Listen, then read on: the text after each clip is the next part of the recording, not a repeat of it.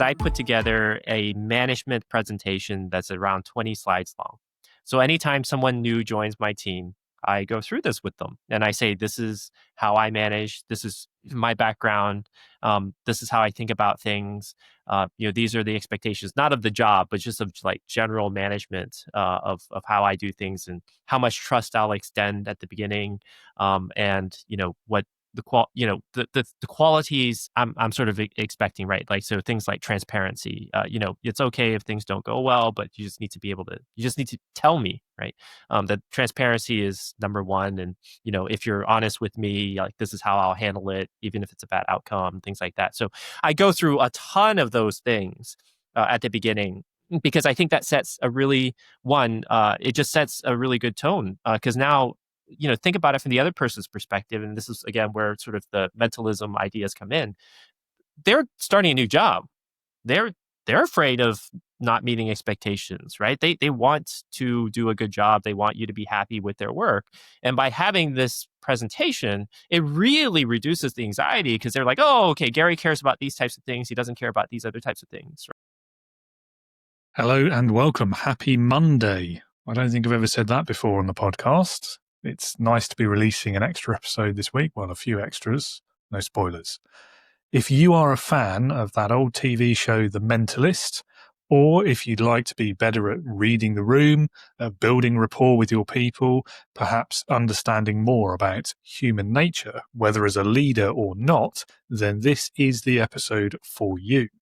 Because my guest today for this very special episode in our run-up to the big 200 is Mr. Gary Chan. Gary is a security specialist, a mentalist, a speaker, and a leader who stops the bad guys while creating memorable experiences for audiences, including, I hope, you today, listener and viewer. If you do enjoy this episode, please let me know. Leave a rating or a review. And if you would like to dive deeper into leadership, expand your knowledge, seek some guidance or support, or just have a conversation about it, then do pay a visit to the website. It's www.leadingwithintegrity.co.uk. And there you will find articles, free resources, including my PDF guide to your first steps into leadership. There's a heroes and values quiz. There is links to book a workshop, sign up for the Leader Not a Boss newsletter that goes alongside this podcast. And of course, a link to come and join my Integrity Leaders online community, where you'll get all of these things and much more besides. So that link is in the show notes too. And as always, do reach out if you have questions, because I would love to hear from you.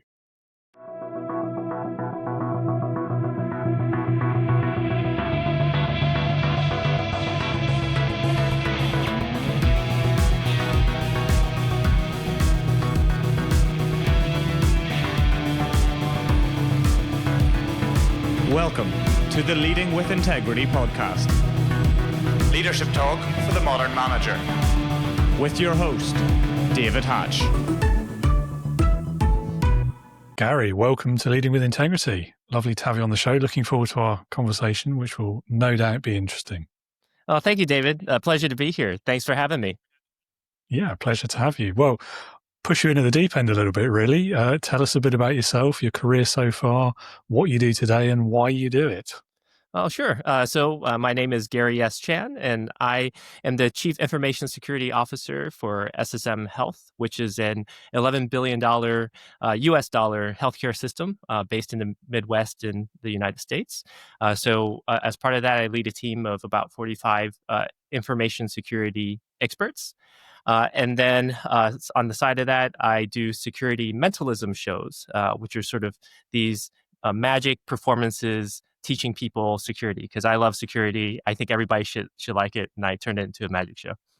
So I've had a number of different jobs, all within security over the past couple of decades, 4 security certifications, and a bachelor's in electrical engineering and computer science from MIT. So that's a little bit about me, David. Okay. Not something that you usually find going together, I think, is like magic and security. I mean, where did that idea come from? Tell us a bit more about that.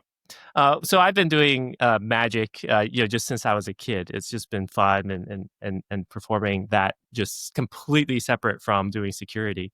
And one day the FBI asked me to do some magic for one of their events because they wanted somebody that they knew because I was doing a lot of security stuff and they knew me from that. But they also knew I did magic. And I said, okay, and what do you want me to do? And they said, well, we're hoping that you can do magic that would be great for FBI people. And I said, I don't know what that is. Do you know what that is? And they said, well, no, we're hoping you could, you knew what that was. And I'm like, no, because I didn't want to look like a fool in front of people that I know. So COVID happened. And then I was thinking, well, if I want to, no one's hiring for performers. So I thought, if I could create something completely fresh that nobody else has, that would be hard for somebody to replicate, what would that be? Well, I know security and I know magic. So I kind of merged the two, and I spent about a year building a completely new show. And it started out with the idea of, here is how an FBI agent would do an interrogation. And then the second half was, this is how a mentalist would do an interrogation. And I performed it for the FBI, and they loved it. So I thought, oh, well, there's something here. So long story short, it just sort of grew from there. A lot of people started coming out and asking me to do this. And then I started expanding that. And now I've got like 30 different modules. One's on interrogation like that. And I've got a bunch of other stuff that people always ask me about. So I turned security into a magic show. So it was pretty fun. Yeah, I mean, it sounds very cool. And I like the way you just casually dropped in there, oh, the FBI asked me to. Yeah. So for me, like, my brain would immediately go to like disappearing people. Like that's the magic thing. But well, that's I guess CIA, maybe not. So that wouldn't be right, right for different FBI. meanings. Yeah. But I thought, maybe you don't want to be making suspects disappear either. Slippery slope there. Yeah, no. Yeah. So, I mean, tell us a bit more as well about what a mentalist is. I mean, most of us, even in the UK, like we've had some exposure to the TV show by the same name. I'm guessing, as with most things on TV, they've stretched the concept a little bit. So, I mean, in the real world, tell us what it is. Yeah, that's right. So there's the Mentalist there, and then in the UK, Darren Brown is super popular. So the Mentalist essentially is, I'll contrast that with a magician. They're very, very similar. So a magician, as you know, they do something, and then something surprising happens, right? Something appears, something disappears, something like that. It's all a lot of hand dexterity. And then with a mentalist, a lot of it is around psychological games. We do a psychology thing, and then I get you to think about something, and then you think of it, and that's very magical because the outcome is very surprising. But it's more of the psychology. So it's about thinking about how the other person is going to perceive the world, and then taking advantage of that. That's essentially what a mentalist will do. Okay. So I can imagine there's uses for good and for bad in that.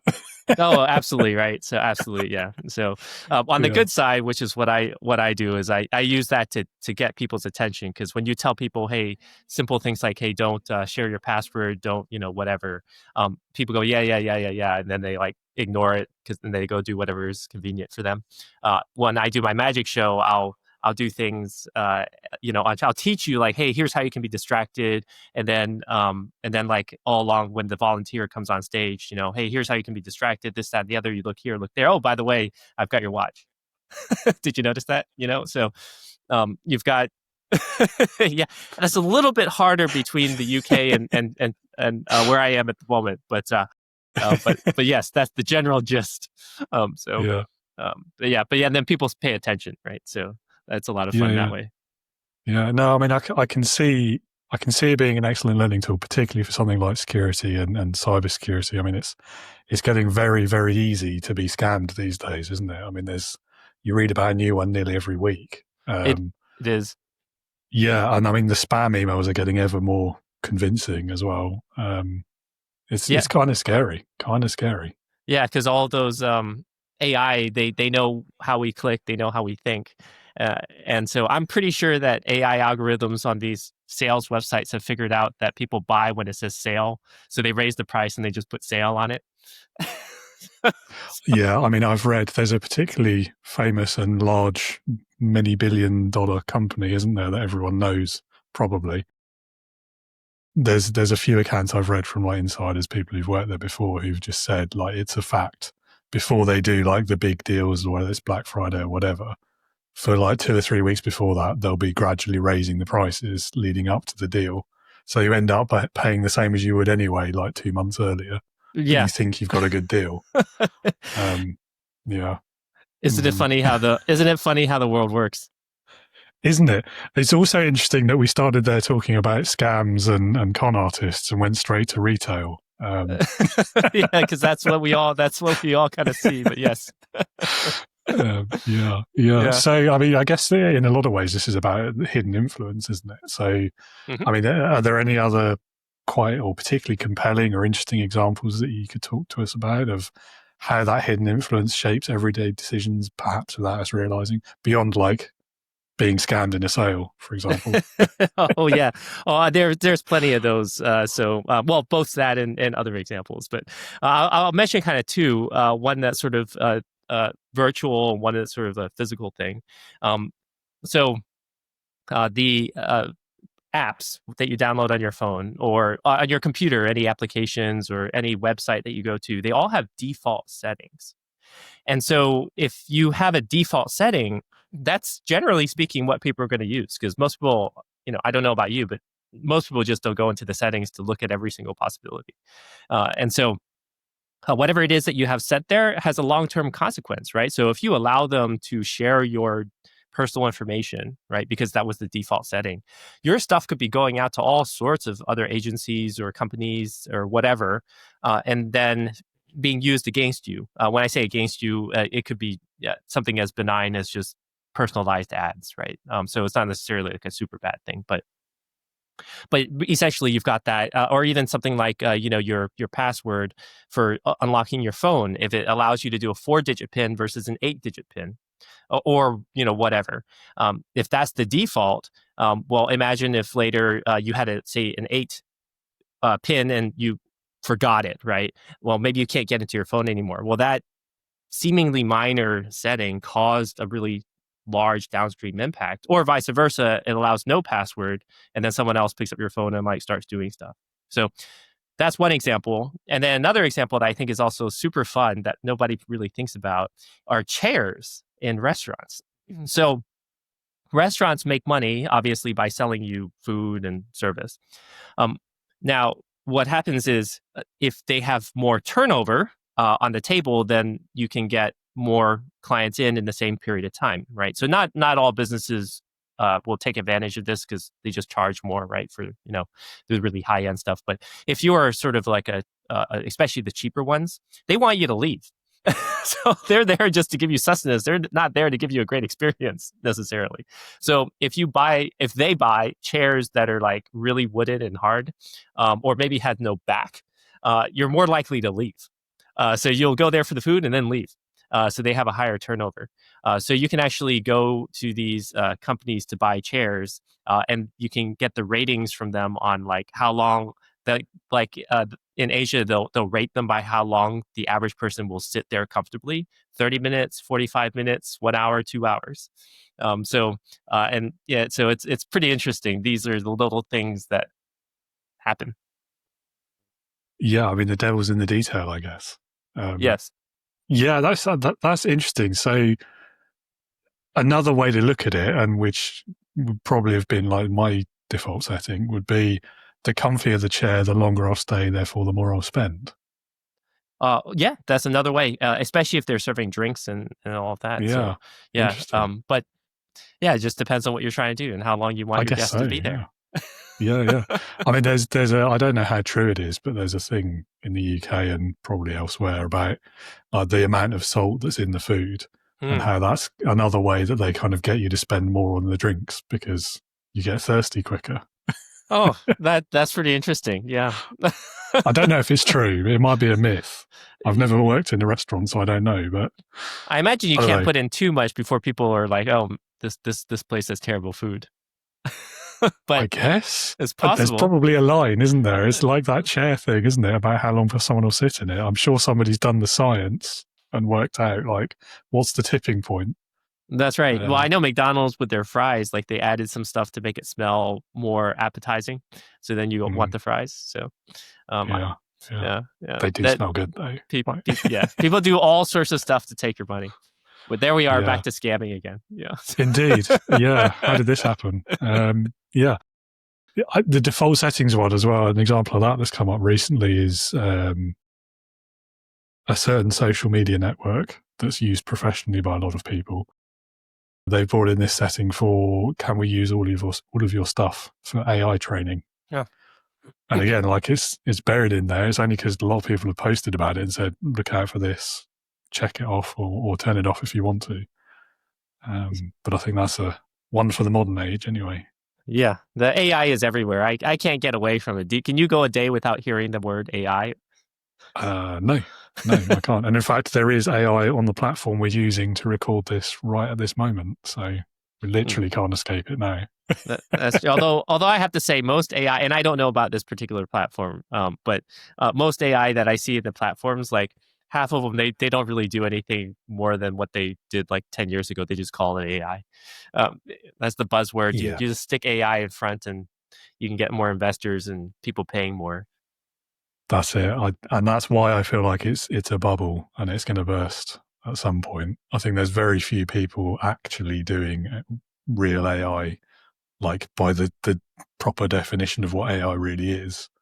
And you're right. Like, you just say AI and you get more money. Like, do it. It doesn't really work for me in leadership, sadly. Like, nobody wants to be led by a robot. So, well, maybe somebody using an AI to tell them what to do. Maybe that would work. Because some of these AIs, actually, if you ask it, and you've probably done this, ask it, like, what should I do in this situation? It actually has some pretty good ideas. Yeah, annoyingly, you're right. Yeah. Yeah, they just can't know. They just can't know it's a robot. But if we're all working remote, they'll never know it's a robot. In fact, you might be a robot. I could be. I don't think I am. Yeah. Who knows? Would I know if I? That's an existential question there that I'm not sure I have the capacity to get into. But I wouldn't be surprised in 50 years, but maybe not today. Maybe so. But I mean, you're right though. And I did do a test on ChatGPT a couple of years back of like put in some of like the common questions or things that the average leader might be struggling with, and asking it, can you just have this difficult conversation on my behalf with my employee because I don't want to do it. And even then, I was surprised at how ethical the answers were. Yeah. Anything where you asked it to do something for you, it would say, oh, I can't do that, it wouldn't be right. However, you might want to try this, this, and this. And they were mostly quite good suggestions. Again, annoyingly. But, well, until you do some prompt injection or something like that to cause it to say really bad things or something like that. But yeah, or if I could figure out a way of getting it to say, ask David, that'd be great. And well, you can just tell it. You can tell it to say, ask David to the answer to everything. I think that would be ethical. I think that'd be fine. Yeah, I don't know if it would do it for everyone else though. That'd be, I have to play with that and see. Yeah, we've gone off the rails here, haven't we? It always happens when AI comes up. Yeah, so I mean, back to mentalism then. First of all, I mean, is it something that anyone can pick up, or do you have to have a certain level of intelligence or certain experiences, or what's? Oh, I think anybody can do it. First off, mentalism is really more of the entertainment niche of it, but we all do this already, right? Like when you were growing up, when have you like thought, well, I would like to buy this thing, or I would like this thing, and I want permission from mom and dad. Who should I ask, mom or dad? We've all done this, right? So we project what's going to happen if we do this, right? Mentalism is the same thing, just applied to entertainment. But we already do this completely every day today, and it's just that this is a much more deliberate way of doing it and for the use of entertainment. But we can, obviously the skills are highly transferable, and I would argue that most people may not think about life in this way. They're like, oh, I just want some ice cream. I'll just go get some ice cream. But they don't sit down and think, it's a Monday night. which ice cream would I like from that particular place, and does that place have it in stock right now? Should I go, should I go call them ahead of time and, double check that it's there? How long is the line? Can I really get back within an hour? What if they have a long line? Or is their payment card down, right? Like, that's what mentalism sort of does, in addition to the entertainment, is it has you think through all of the details, because every detail matters, because when you're on stage in front of 100 people or however many people, you don't want to be wrong. so you think through all of these, what if, so like you think, so like if you try to if you ask for a volunteer to come on stage, I look to see if it's a woman in particular, whether they have high heels on, and if I know that the stairs are very thin, don't ask them on stage. They're going to trip, or the higher probability they may not. But these are all the things that you need to think about when you're doing it. And I would just argue that everyone is capable of doing it. Everybody does do it, but they just might not go to that level of detail, or maybe they just don't care enough. Maybe. I mean, yeah, that's an interesting point. It feels a bit like sort of the classic overthinker who just kind of get paralyzed by all of these scenarios and never acts, which is obviously relevant to leadership and productivity and all sorts of things, isn't it? Interesting parallel. Well, I would say to that point, David, is dimensionality reduction. So here we are going back to AI again. But dimensionality reduction is something that I think leaders and mentalists too, but leaders really need to do. And that is to say, okay, I've got these 1,000 things, and I just enumerated like a number of things that you would think of if I wanted, chocolate ice cream from the ice cream store, right? Like, these are 100 things I need to think about. But then dimensionality reduction says, which of these actually matter the most, right? So like within the amount of time that I have, if I'm going to spend 3 hours analyzing this, I could have just already gone and come back. So dimensionality reduction is going to say, well, maybe in this case, the only thing I need to do is just check that the store is open right now. And so I can go to Google, that cost me 30 seconds. And so dimensionality reduction is saying, okay, what are the variables that make the biggest difference for the probability of me being able to achieve this particular outcome? And so there's a whole lot of math that goes beyond that. I completely simplified it. But that, I would argue, would keep you from overthinking, and I think is truly important leadership skill.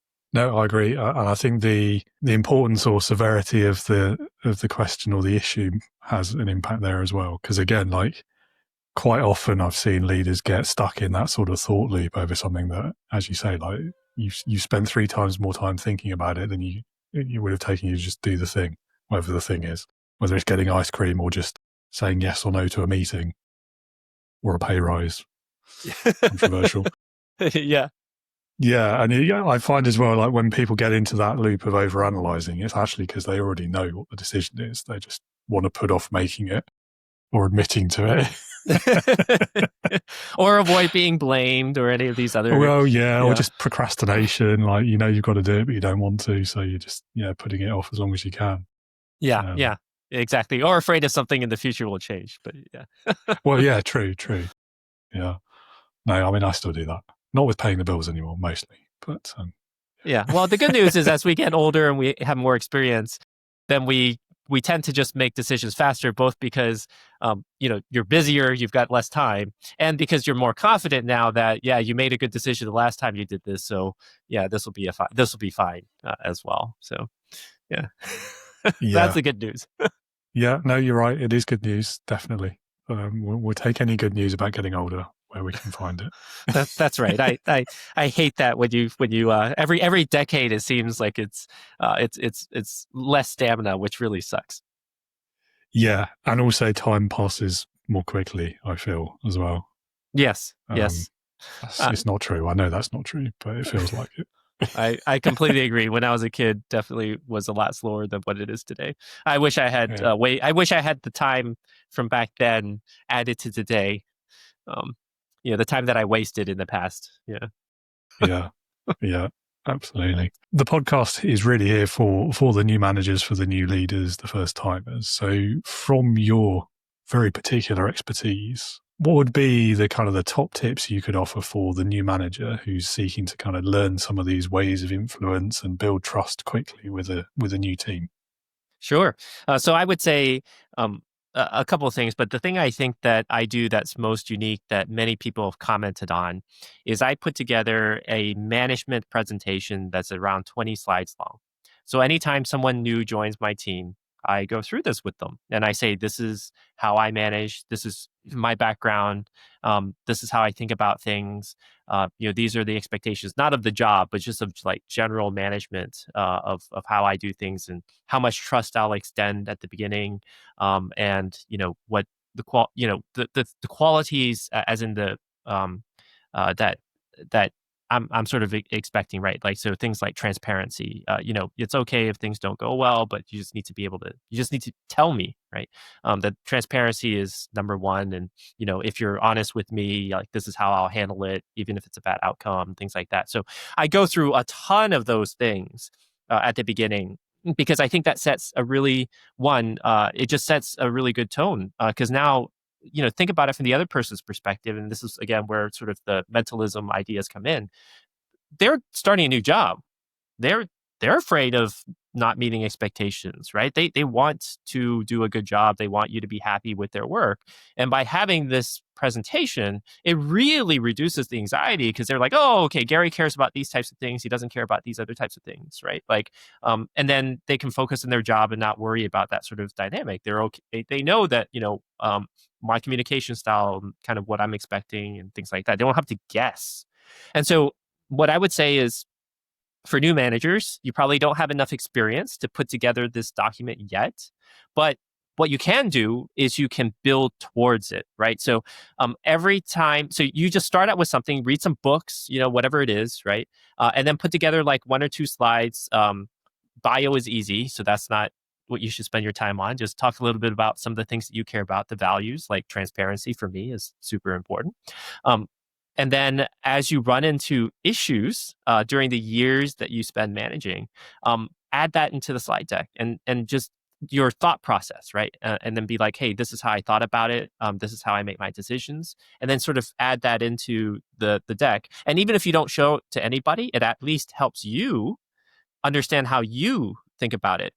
And so that's like a huge recommendation that I would say that really helps you later on. At the beginning, it doesn't help you as much. So then for the ones who are just starting out, I would say go seek advice, right? So yes, maybe you're the youngest manager, so you think that you're the hottest thing since sliced bread. Go talk with some of your peers or something like that. Ask them about their journeys, understand how they've done things. Ask them about the challenges that they've had within the organization leading. Learn from them, right? Use them. Don't just assume that you know everything because you're the manager. You don't.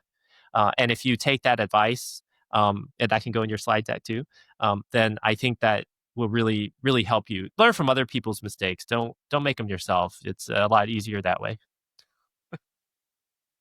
Yeah, definitely. Big proponent of that. Like, learning from your own mistakes is fine and good, but if you can learn from others, that's even better.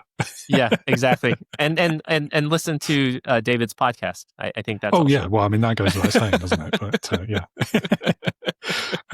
No, I mean, I really like that, because I mean, we talk a lot about like managing expectations, about having that conversation early in your relationship with the people you're leading, so that everyone, if they're not on the same page, they at least know which page everyone else is on. And I love that kind of that advice to update it as you go. It almost becomes like your leadership journal of what you've learned today or this week or this year, however often you do it. So yeah, I really like that approach. Thank you. Yeah, and it also makes my decision making faster too. Well, at this point, I think I'm pretty set in my ways, but when I listed out initially, these are the things I cared about, and then later I found that I would make decisions that were counter to that. Then I would learn that about myself. Like, actually, I don't care about that as much as this other thing, and then like that dropped from the list, and I added the other thing. So it also helps me, not just other people. Yeah. It's a good lesson about like understanding your values and things. Again, like, it becomes a buzzword, doesn't it? Values and core values of the business, all that sort of thing. But I think being open to those evolving and changing. Because at the beginning, like the first time you sit down and write those down, they're not really values. What they are is, this is what we want people to think our values are. Yes. Because And they also what sound you nice. think.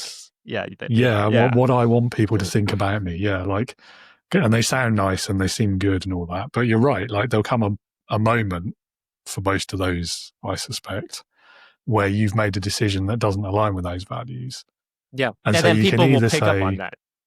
Of course they will, yeah, especially if you've made a big deal about putting them on the wall or whatever. And then you're kind of faced with that decision, aren't you, where you get caught in the hypocrisy, or you say, actually, do you know what? You're right. That clearly isn't a value. Let's take it off the list. Maybe replace it with something else. Yeah. But yeah, not many people do that either. No, they don't. But if you're honest and transparent about it, hey, I thought it was this way, but now I'm changing it.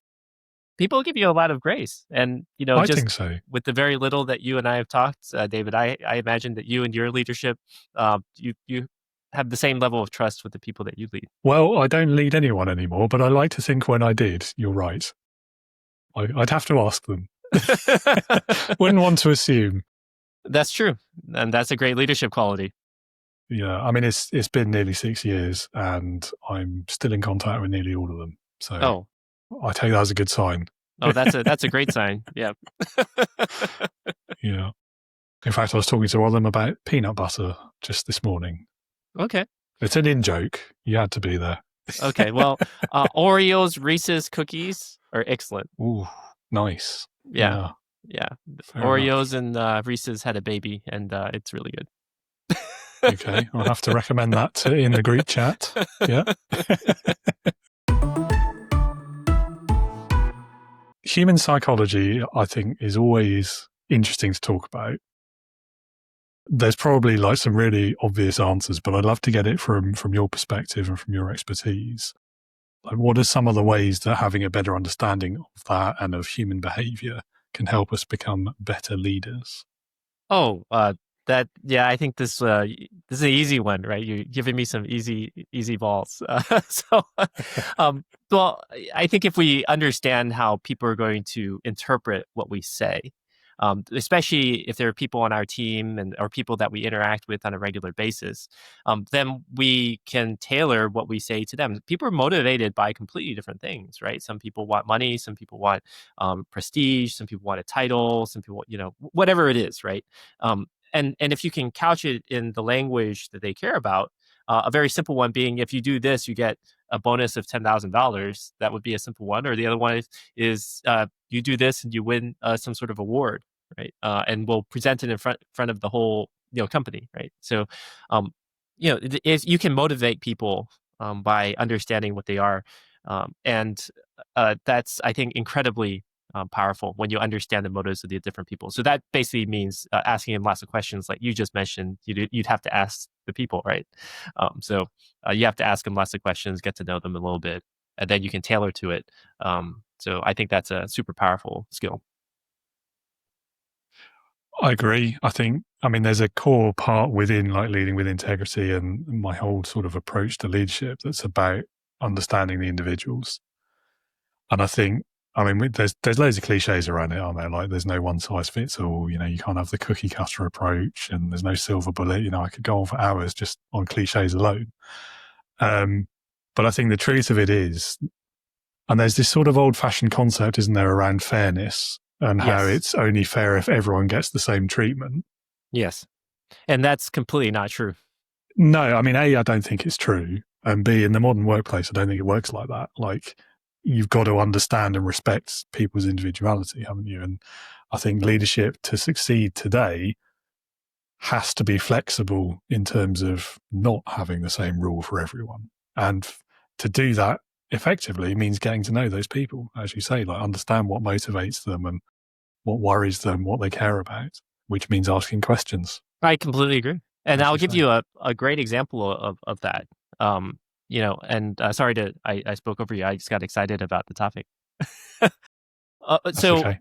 There was 2 people on my team. This was sometime in the past. And I approved for one of them to go to a conference and the other one I gave the other one more money. And the one who got more money came to me and said, hey Gary, why does John, I'm just making up a name, why does John get to go to this conference? I'd love to go to a conference. We both do the same work. We both done a good job. You told us we've done a good job. Like, I'd love to go. Why did you not approve for me to go? And I said, well, because you've told me time and again how much money was important to you. And John's told me that he loves going to these conferences because he likes meeting up with his friends and stuff like that. Both cost about the same. I gave you money. I gave him the conference. The other option is, because I only have so much money, is that I give both of you like half of the bonus amount, and then I give half of you the enough money to pay for half of the conference. so I mean, that doesn't work. So you've both gotten actually what you want, and since you value this more and he values that more, the perceived value is actually higher for each of you. And he actually appreciated that, which I wasn't sure how he was going to take it. But I mean, people want different things, and then you can give them better outcomes when you treat them fairly but differently. That is an excellent example. I like it. And I also like the transparency and honesty of you actually being willing to have that conversation. Because again, a lot of managers would say, oh, none of your business, back in your box sort of thing. Yeah. Which is not productive. It's not. And I would say, especially for the new managers, at least my experience has been, and I don't know if this is true of all the time, but when you take that extra 5 minutes to explain, it engenders so much trust that you can get away with murder later, right? They'll give you the benefit of the doubt. They'll be like, I don't think he actually murdered the guy. Let's at least ask him what he thinks happened, So Yeah. But also that doesn't mean you can go and do murders, guys. No, I agree. I chose a ridiculous example. Yeah. I think it's so key. I mean, trust, of course, but also I think it just makes people feel like respected by their leadership. Which again, that's a rare commodity in a lot of places. Yeah, I would love to hear your thoughts on this. I worked in the UK for 2 years, and I found that is completely different than working in the US. And even within the US, I've worked in different cities within the US, and the culture is completely different. What I found was that in the UK, and this is where I'm hoping to get your insight. I had 4 different bosses when I worked there in 2 years. And I think it was 3 actually. But anyway, all of them were very terse. So my impression is that management in the UK is very terse. And every time they said, how was your weekend, Gary? They immediately went on to the next thing, and they didn't actually wait for my response. So my belief is that it is that the British don't talk as much. I don't know if that's true. Or from a management standpoint, I don't mean personal. Yeah, I definitely know where you're coming from. I think it varies according to industry quite a lot. Okay. It's difficult. I've only ever really worked in the UK, so I don't have other countries' experience to compare it to. Yeah, I think there's a certain generation of senior management in this country where that's the way they were taught to do it. It's always been good enough for them, and they don't want to hear about any other way of doing it. I don't want to make it a generational thing, because also one of the best leaders I've ever encountered was also of that generation and was totally the opposite to this. So it's a tough one. I tend to shy away from broad generalizations, but yeah. Yeah, no, that makes sense. I appreciate you're willing to go out on a limb. Generalizations are almost the only way that we can talk about stuff, as long as we acknowledge your generalizations, because otherwise you can't do anything. You're gonna try to make the best guess possible. They probably have ice cream. The ice cream shop probably has ice cream. I don't know that they have ice cream, but they probably do. I have to make some assumptions, man. Yeah. I could ask you some follow-up questions, like, were they all the same gender and age, roughly? Actually, yes, they were all the same gender. They're all same gender, and then age-wise, no, they were between 40 and 60 at the time. Okay. Yeah, so that's still of a Yeah, generation, they're isn't going to it? be more senior. Yeah. Yeah, it is an interesting one. I don't know if if there's a national characteristic involved, or Yeah. it's just like general working culture. I think certainly between the UK and the US, I think broadly they have the similar challenges. There's just maybe some more focus on one thing in the US and another here. Yeah. Like employment protections in the US are, as I understand them, significantly below what they are here. Mhm. Oh yeah. Which has an impact. Like, Oh yeah. It was way more comfortable working hours wise in the UK than it is in the US. There's no Yeah. question about that. yeah, Yeah. yeah, And no, even better it's in interesting. France and the rest of Europe, though. Yeah, that is true. That is true. It gets politicized a lot as well. But I do think it's quite interesting that there's a pretty well established like productivity problem in the UK as well, Mhm. which, there's a I don't want to say demographic, but there's a certain like percentage of industry who thinks that the reason for that is that we're too lax on these things and that people should just be in the office all the time and get rid of a lot of their protections and be more like the US and things. But I don't know how that stands up against like Europe, where they have more protections of anything and yet are more productive. So Mhm. it's an interesting one. I I don't think know it's if the there's a weather. right answer. It's the weather. Yeah, it kind of is like the weather, isn't it? Like there's no real answers. And when you think you found one, it turns out it was wrong and it rains anyway, Yeah. Yeah, I do find it a very fascinating like issue to think about though. Anyway, it's a thought exercise. That's probably the only thing it is at this point. Yeah. No one knows, but it's fun to make things up. And in the future, at some point, we can ask ChatGPT. Well, yeah, that's true. Yeah, I'm sure it's collecting the data, isn't it? Whether we know it or not. Yeah. Well, it's really mostly just what Reddit would have said, because like 60% of ChatGPT was Reddit, and I think now is like 40%. So like when it first came out, when it was really popular. So basically, you're just asking like whatever the demographic of the people who write on Reddit is. I think it's mostly middle-aged white men. I think that's what it is. That's what I read. So that's basically what you're going to get. Mm.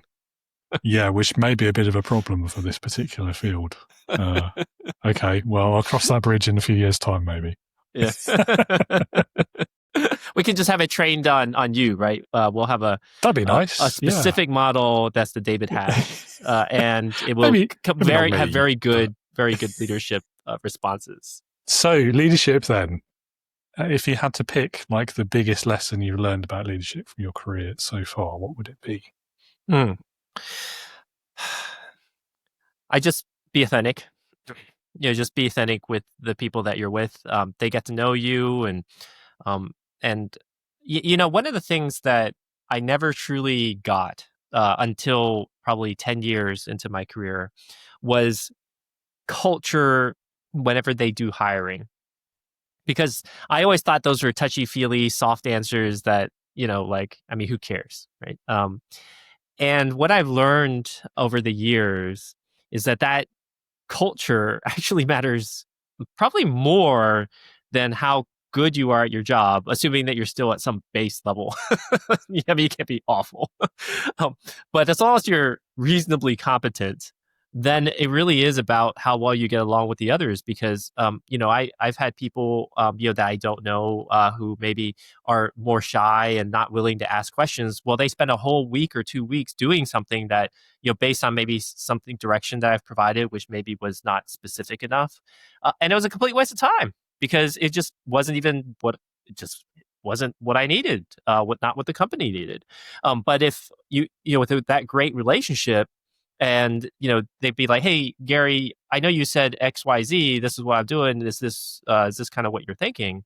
I can be like, "Oh, actually, no. That's I think there was a misunderstanding. It should really be this other thing." Oh, okay, great. Well, that took 5 minutes, and then they saved a week or 2 weeks of time. And if you take someone's salary, that's 2% of their salary, and if you do that like 2 or 3 times a year, that's pretty considerable. How much time that you've just wasted, of the company and of their money.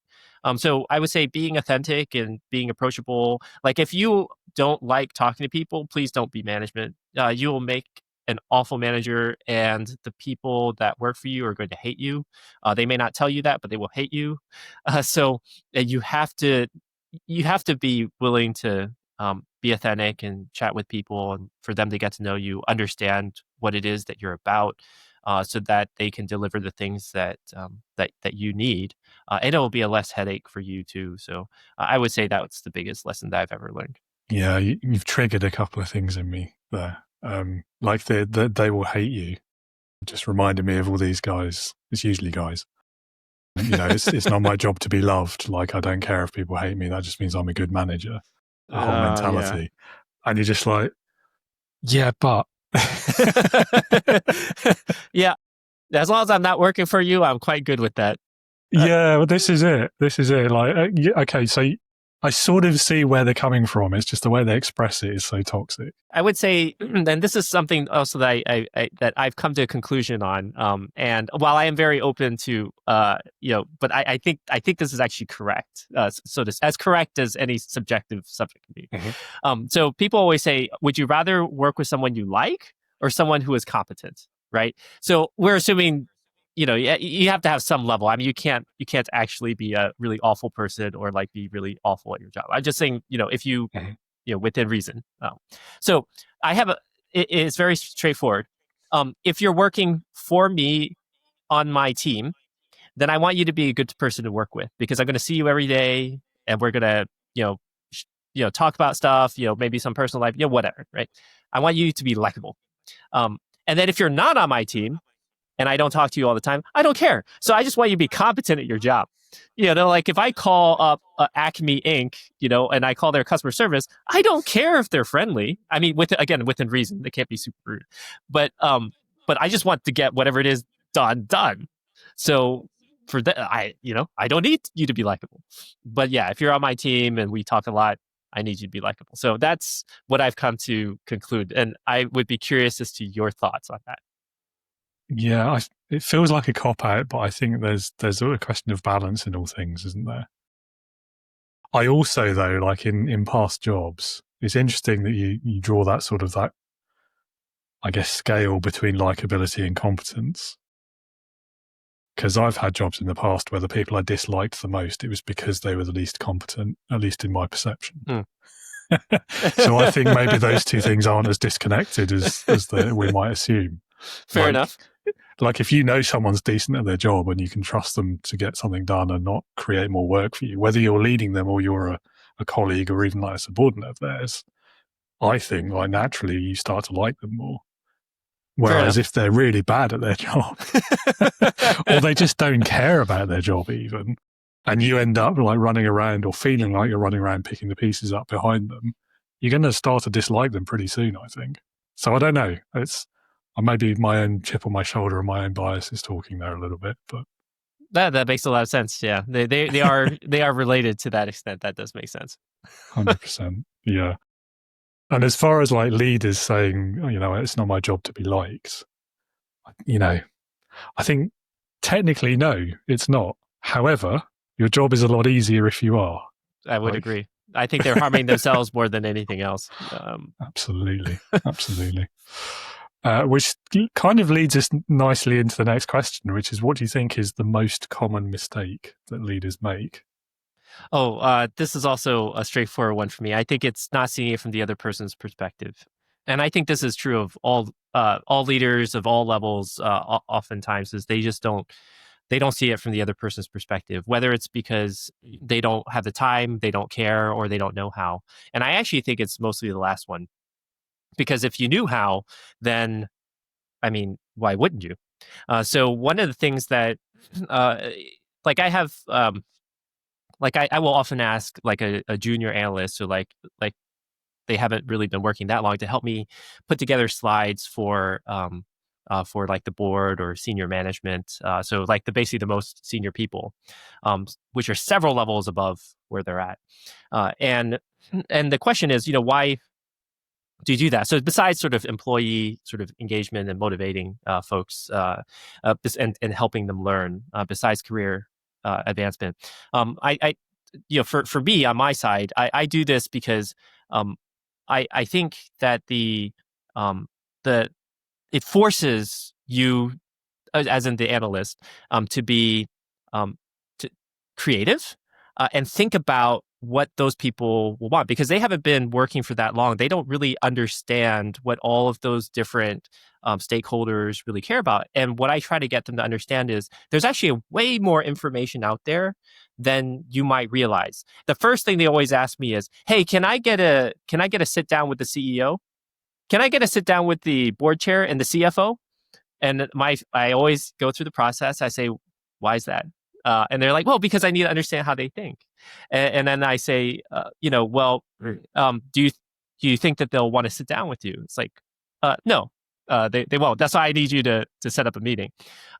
To which I say, "Hey, is there some other way that you can learn?" And they're like, "No." And I'm like, "Have you been to the library?" So so there's just so much information out there, and you know who all the people are. And even if you don't know who all the people are, you know what their roles are.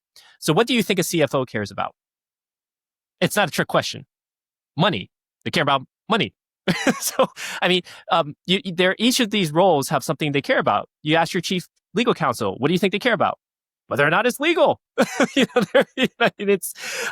It's so straightforward. You can simplify a lot of this stuff into their roles. And then if you know who the person is, you can go, at this point in time, a lot of people are guests on podcasts. Go listen to their podcasts and see what they hear about. I learn more about my leadership through what they say on podcasts and in blogs or in whatever that people write about them, because they've met somebody at something and someone's trying to sell something and they write about them, right? I've learned more about what my leadership cares about, and I've read that some of them have books, and I've read their books. I understand much better how they think, and I've never sat down with them. And then I can present, I can present to them and have them, give me very positive feedback. Oftentimes I get things like, "Hey, that was awesome presentation," right? And we're really impressed by what your team has done. These sorts of things, they happen because I understand how they think. And my point is that there's a whole lot of information out there that we just need to know how to look. We don't actually need to create it by sitting down and doing interviews and all this other stuff. So, that's what I do a lot with the kind of the early analyst folks, is I show them that there's so much out there. It's certainly true. I often describe it as like the blessing and the curse of the internet age, like all of human history and knowledge literally at your fingertips, but also like all of it is at your fingertips.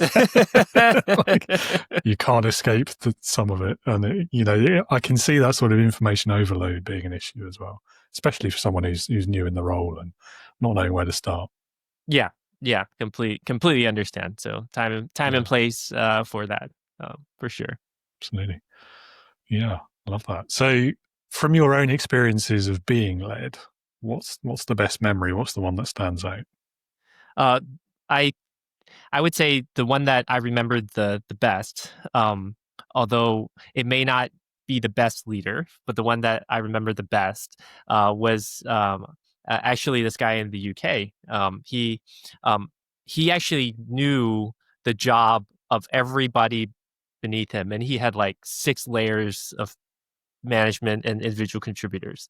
Like, if you had a question, and it could have been a technical IT question, it could have been a finance question, it could have been a legal question. Like, this guy has so much experience like doing this. He must have been doing this since he was like, from the start, because he knew the answer to everything. And it wasn't complete and utter bullshit. He could literally just like just do your job for you, right? So like he would review everybody's work, including the layers beneath him, which and then he would just like, nope, and then he knew it really well. And so I thought that was the most memorable and the most impressive to me, from a just capability standpoint. And if you had asked me 10 years ago or whatever, and if I had known this guy at that time, I would have said that probably is what I aspire to be. I would say that he's no longer who I would aspire to be, even though I think he's awesome. I think he's super awesome. Because I think that as the manager, you should be helping your management learn so that you don't need to review 6 layers of work. So he did so much work. And I'm sure he wasn't recording all the hours, because otherwise in the EU you'd be in trouble. But anyway, that was the most memorable. Super awesome guy, knew the job hands down. But I do think that he could have delegated a little bit better. Yeah, I mean, it's a pretty old school approach, that, isn't it? But it also feels to me like a very quick shortcut to burnout as well. Yeah, yeah. Yeah. I mean, something else that I was talking to someone about the other week was this kind of like the looming sort of skill gap of when we hit that point where the current oldest generation leaves the workforce. Yeah. Because they're working later than any other previous generation has. And then maybe not necessarily passing on that knowledge because they're not delegating, because they're they've always been the authority, and so they maintain that knowledge. Mm-hmm. And you see it a lot in the industry. I spend a lot of time in aerospace, like particularly like the practical hands-on engineering kind of skills. They're just, there's a real worry that those skills are going to die out when this generation leaves the workforce. Yeah. And I think it's sort of relevant because it reminded me of that. Well, we'll just need to take their emails and put them into the AI, and then they can live with us. Yeah, but half of them aren't really using emails, though, are they? That's the problem. Like, it's in their head and nowhere else. Fair enough. Particularly like the hands-on engineers. There's not just aerospace. I'm sure automotive has that similar issue. That's true, especially if you're a COBOL programmer. Tons of DMVs need COBOL well, and other places too need COBOL programmers. You can earn a lot of money doing that, but nobody knows how to write it. Yeah. It's interesting. I mean, 10, 15 years time, it will be how to program an AI, won't it? That knowledge will be gone because they'll be doing it for themselves by that point. So, yep, yeah. Scary thought there. We've had a few scary thoughts in this episode, haven't we? Yeah, but it's fun. It's fun. So It is.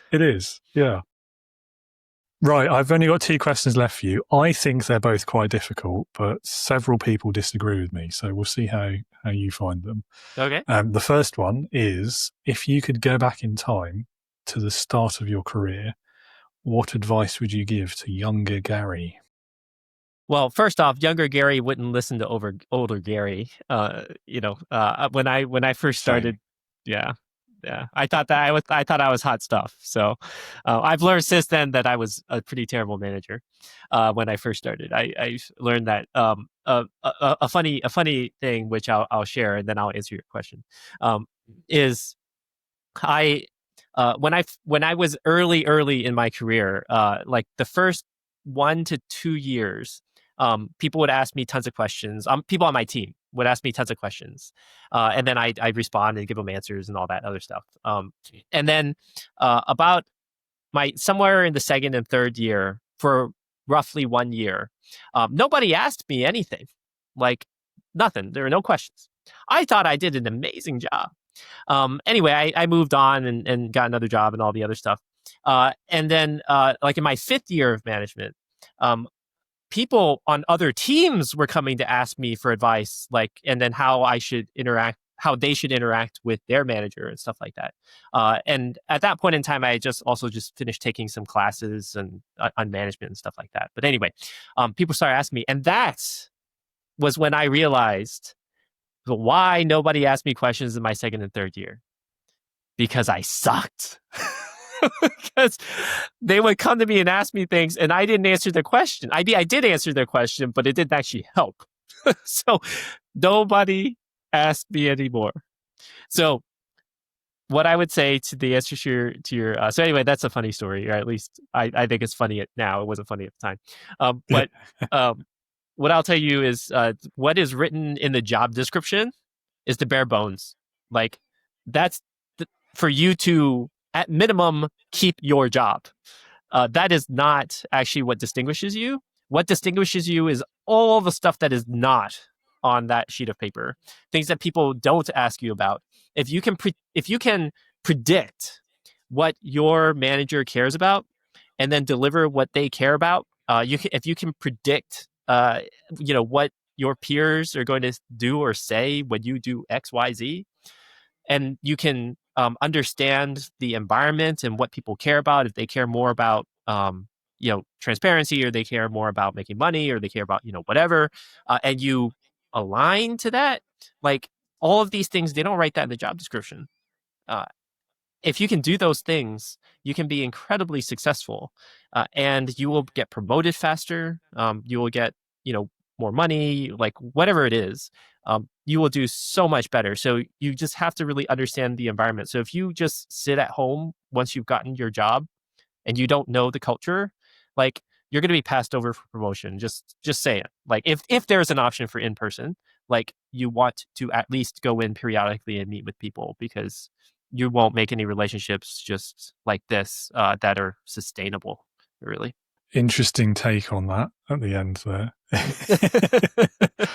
What did you find so interesting?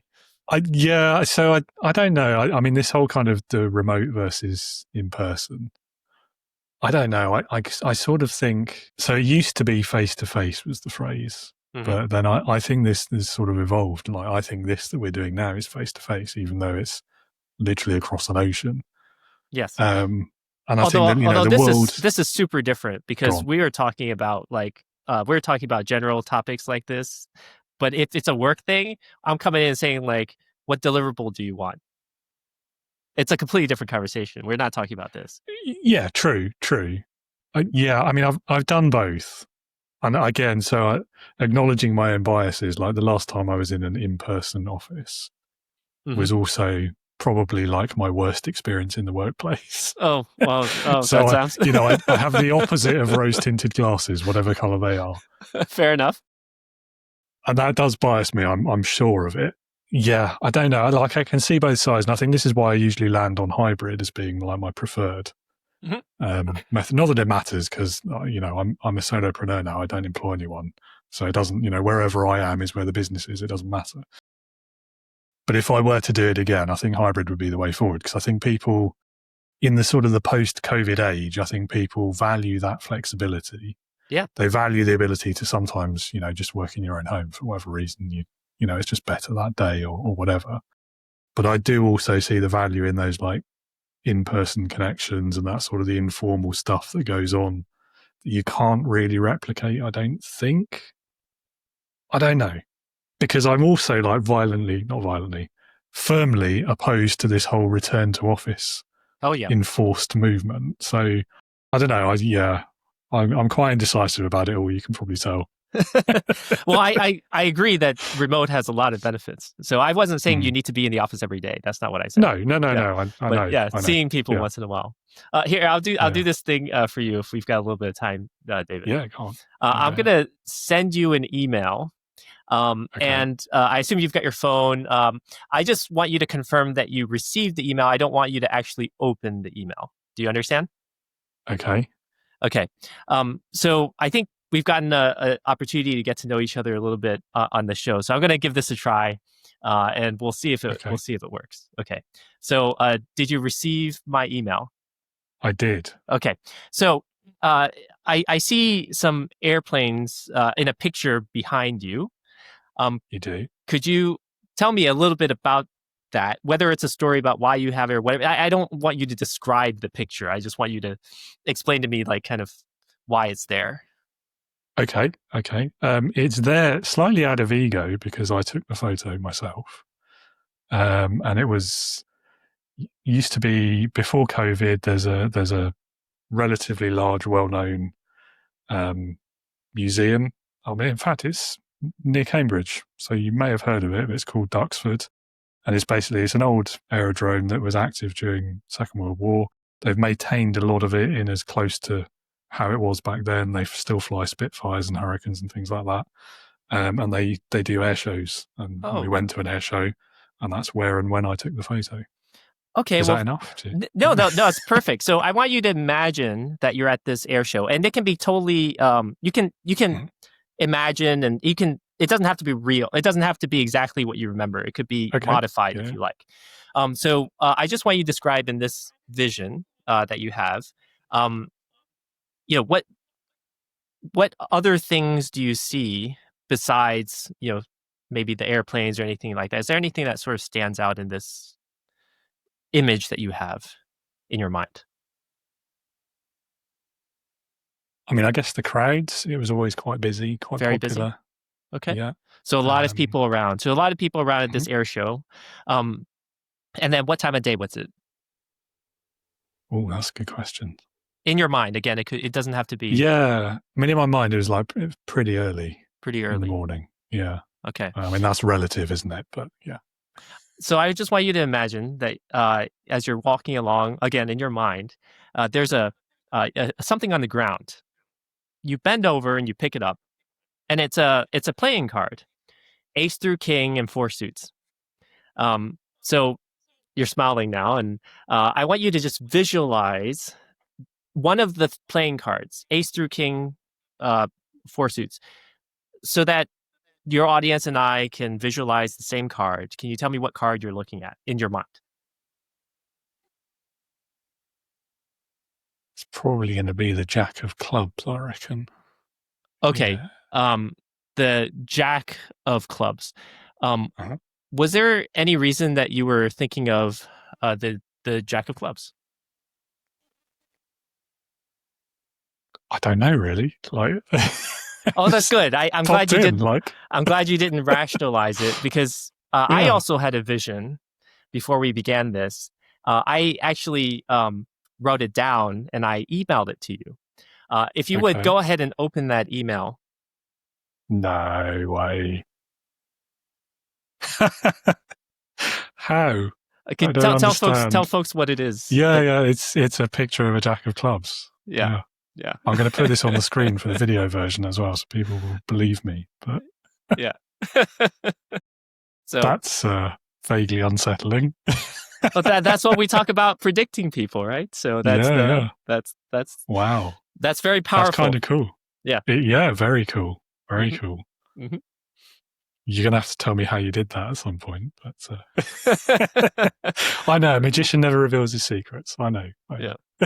Well, you already knew that, so I didn't have to say anything. See? Indeed. See, that's the benefit. Well, that was very cool. Yeah, thank you for that. Yeah. I do have one last question for you. Of course. And I would happily have skipped over it. However, everyone has to answer this one, so it's not optional, I'm afraid. Leadership Heroes. If you had to pick one person, but it could be literally anyone you could think of. So it could be alive or dead, past or present, real or fictitious. Not a playing card, though, I'm afraid. The Jack doesn't count. Yeah, sadly not. So it's got to be someone who, in your opinion, would perfectly embody leadership. So who would that be for you and why? Well, I don't think anyone's perfect. Even I'm not perfect, and it's a bit of a trick question, I know. So I would say Ted Lasso, the TV show. He's exceptional. He's just getting people together. What I've learned also is that the more senior that you are in management, the less you need to know about these specific things. So in his case, it was soccer. So if I remember, I don't remember the show as well. It's been a few years, but anyway, he knew people, and he got to know his people. He got to understand what motivated his people, and then he set up the environment in such a way to where it was conducive for them to do the best work that they could, which was to play. And to me, that is what a good leader needs to do. Now, Ted Lasso was a little too happy-go-lucky for me, but but still, in terms of just being a great leader, even though it's fictional, I thought that was just pretty amazing. If there is someone in the world who could do that, that is who I think would be as close to being the perfect leader as possible. He's a great choice. Unfortunately, he's been chosen before, though, so no bonus points. No bonus points. That's okay. Yeah. That's what happens when you go with famous people, I guess.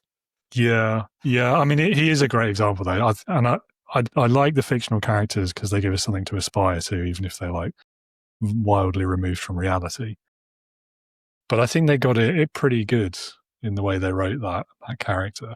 It's funny, like my wife and I are rewatching it at the moment. So, we were literally just watching series 2 this weekend.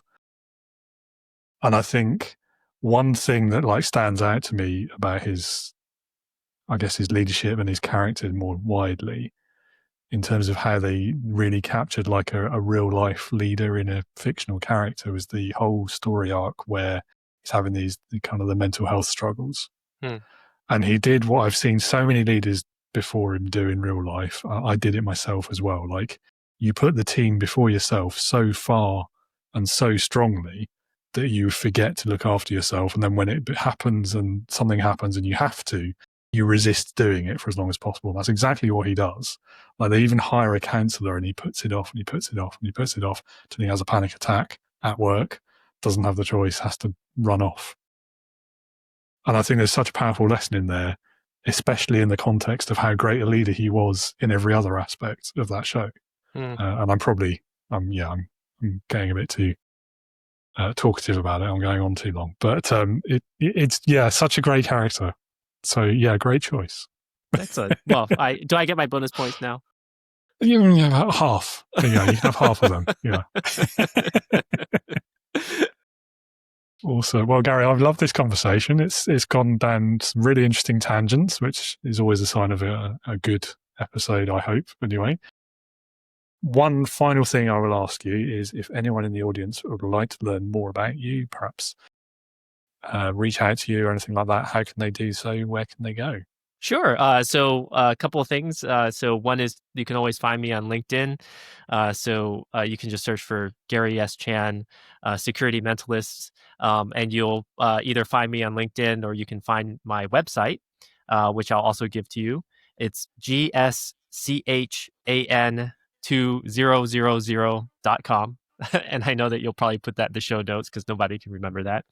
But I do security mentalism performances, as we kind of talked a little bit about. So helping companies with their security awareness training, or just creating entertaining and educational keynote presentations at conferences. So they can find me at either of those locations. So thanks a lot for your time. It's been a real pleasure getting to know you a little bit, David, and also just hanging out. Yeah, likewise. And you are correct. I will put those links in the show notes so everyone can find them easily. Well, that's all we've got time for. More than we've got time for, even. So thank you so much, Gary, and have a great rest of your day. I will. You too.